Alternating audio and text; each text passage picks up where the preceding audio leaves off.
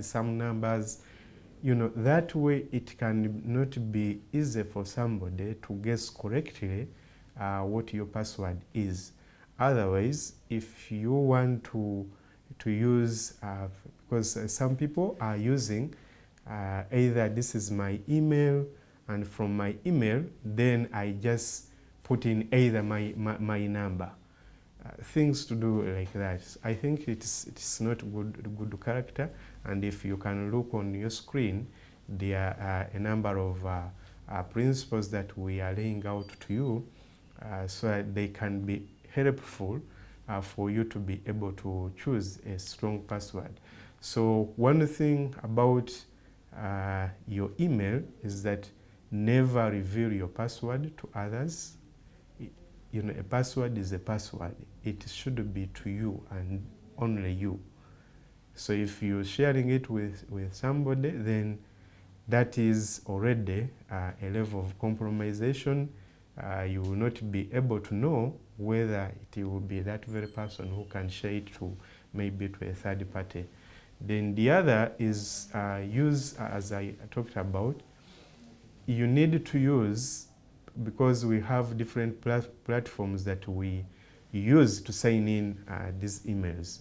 So what you should do is you can have the very email and sign in on different platforms, but what you should ensure is that you use different passwords.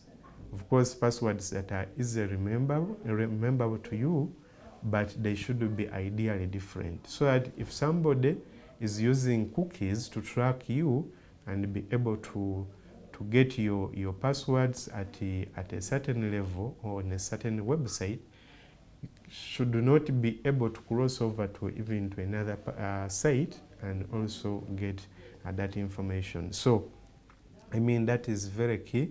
As you have seen on your screen, some of those tips that you need to consider while you are selecting a password. Then the other thing is to do with when you are using your email. Even if you are reading mails, after reading your emails, you need to sign out. Every other time that you log in your email, whenever you have finished reading your email, then you need to sign out.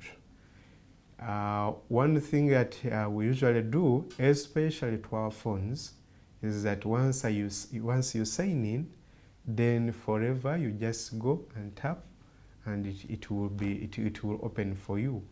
But now that is very risky, because you can easily use your phone, and that means already it is a level of compromising your email, and somebody can be able to access a number of things once you don't sign out. Then two, oftentimes because we just tap and we already into our emails, that will culminate into you forgetting your password. You meet a number of people when they cannot recall their passwords because they just tap and enter into their emails, they signed in once, and they don't have to remember anymore regarding their passwords. And that is very, very wrong, because it will mean that every other time you want to use your email outside your phone, it will lock you out. So that is very key, that you do what? You log out every other time you want to to access your mails. And that happens even to people who are using laptops. They can sign in at once, and they don't want to be disturbed by logging in every other time they want to access their mails. But it is a form of compromise to your account. Then the other thing that you should do is to do with beefing up also security on that email by putting multi-level authentication. So in this way, what I mean is that you can have your password to your email, but it is not enough.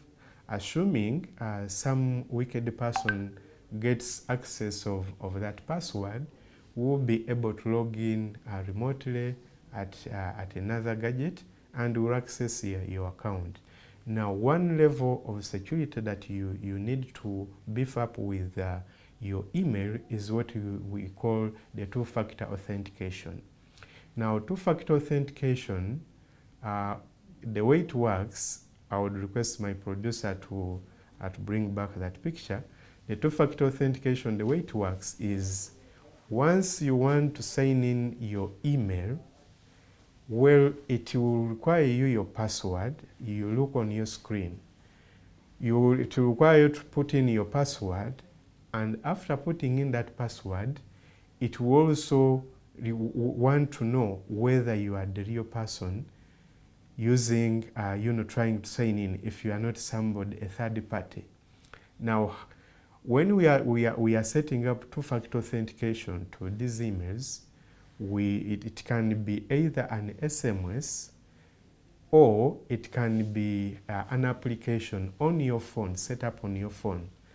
Now, for you have usually seen what we call OTTP. When you want to withdraw, just a good example of OTTP is when you are a separate code when you want to access your mobile money.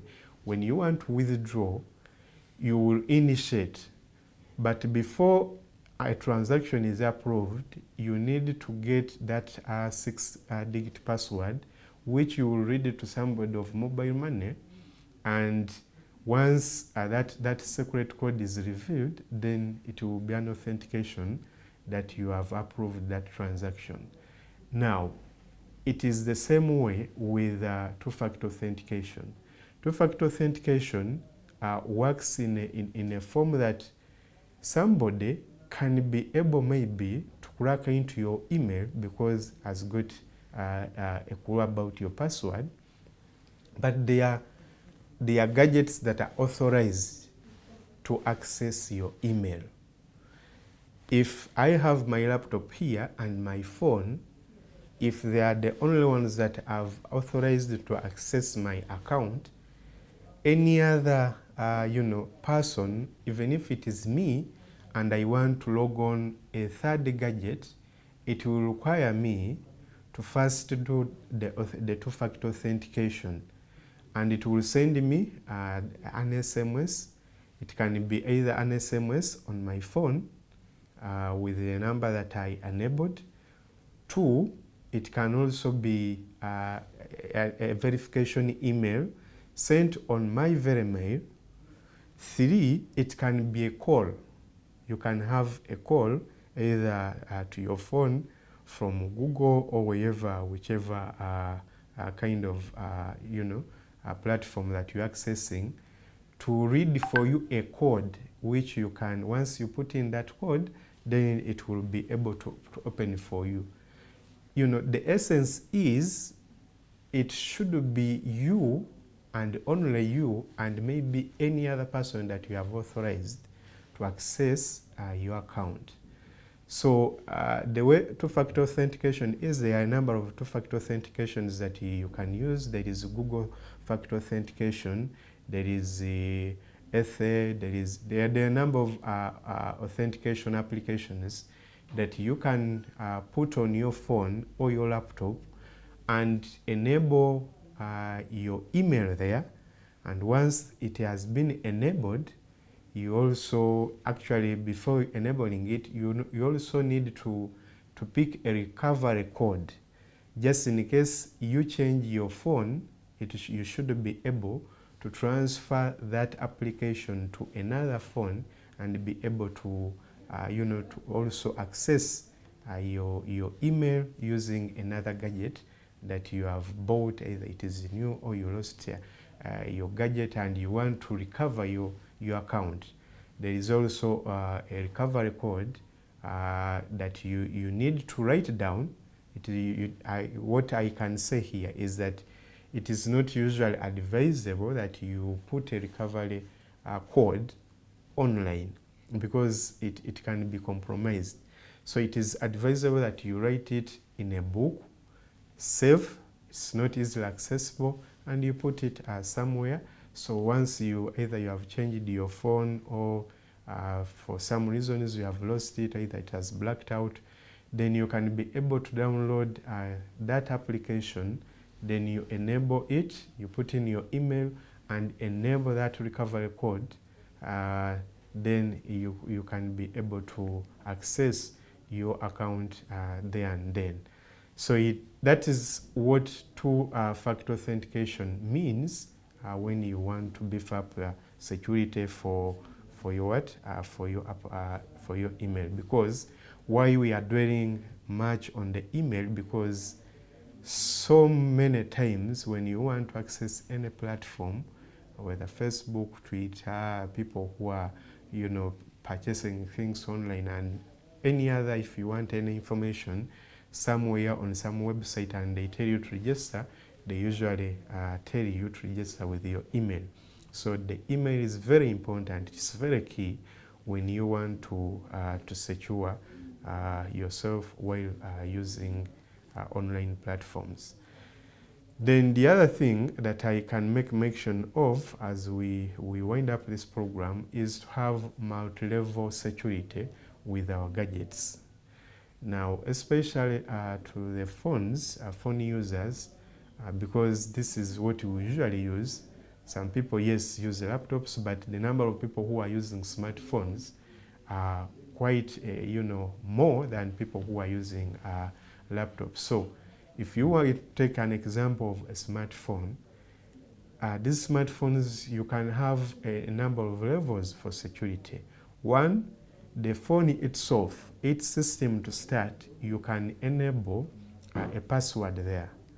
So there is that level of security that even if you lose your phone, somebody cannot be able even to use that phone. If he restarts it, if he wants to factory reset it, it will ask for a password, and maybe somewhere, somehow, will be denied access at that level. Then two, the second level, it can be, there are phones that have facial recognitions, and you can set that as a second layer of security on your phone. So if it is not you, by merely looking at your phone, it can be able to open for you. So meaning, if it is an unauthorized person, then it will not open for him. Then the other level is to use the application lock. The applications that are used to lock certain sensitive applications on your phone. So people usually can secure either the applications for a bank. Some people want to secure things like WhatsApp and the like. So even your email, you can download that application. It is called application app lock. You can find a number of these on your Google Play or App Store, and you can be able to enable that, and it can work for you. Then lastly, on your phone is to enable your fingerprint. For phones that are enabled with fingerprint scanners, you can also enable that as a fourth layer for somebody to access your phone. So it means that you have been able to secure your phone at least by 4 levels. For if somebody took your phone, either grabbed it or for some reason, then these are measures that can be used to protect your phone. At least if you have lost the phone, you should be not compromise the other things. At least if you get another phone, then you can be able to access a number of things that you left secure on that phone. So with that, I think we shall be ending this program. It has been a program that is mainly focused at countering the threats that are there when you are working online, and there are a number of things that we have talked about. The others we can be able to cover in subsequent programs, and inshallah, if you want to get more information, you can always get these videos on our YouTube Salam TV, then you will be able to catch up with the technology and where it is going. With that, we shall have to end this program. Until next time when we meet, assalamu alaikum wa rahmatullahi wa barakatuh. Eno ye Salam TV.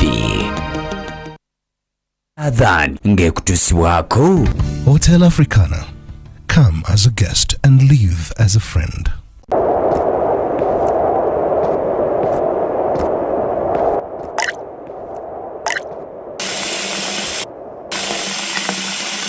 Allahu Akbar, Allahu Akbar, Allahu Akbar, Allahu